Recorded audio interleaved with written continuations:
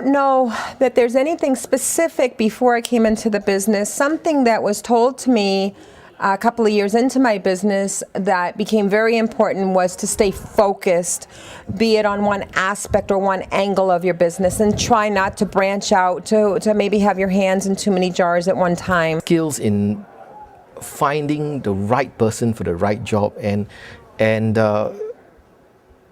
the past, whenever we've found someone with a right fit, things click so well. You know, the vision flows really well.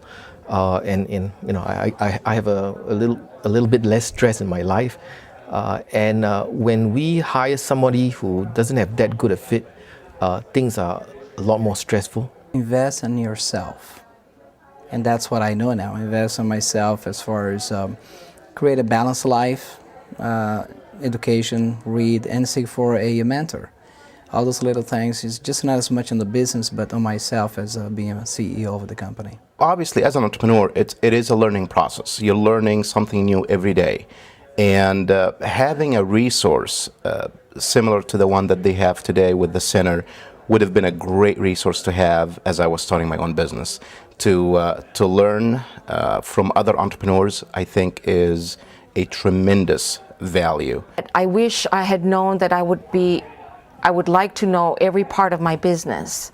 When I graduated with a degree in business and in finance, I thought, oh, all I'll be doing is just the books and taking care of the accounting part of the business.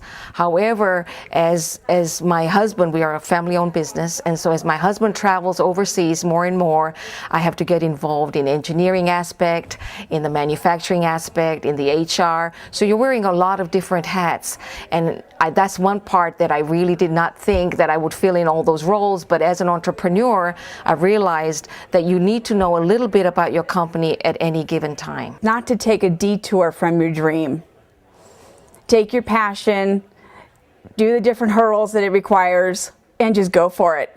And that's the one thing that people would say, oh, no, you can't do this. No, you can't do this. And I'm like, sure I can.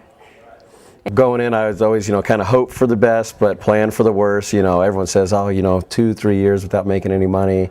So we had pretty pessimistic numbers. For me personally, I wish we would have planned a little better for things going better. But it's been great. Like, I'm not complaining at all for the growth, but just to have both plans, one for that pessimistic and optimistic numbers going in, and you'd be better prepared. Know what resources are available to you that are low to no cost, like the universities, like some of the scores, the SBDCs, and then other businesses that have already succeeded in my line of work.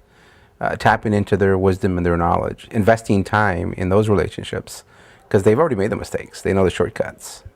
I figured that out along the way, but I wish someone at the very beginning would have said, if you do these things first, build these relationships, and have a repository of resources to help you when you get started, it would have been helpful.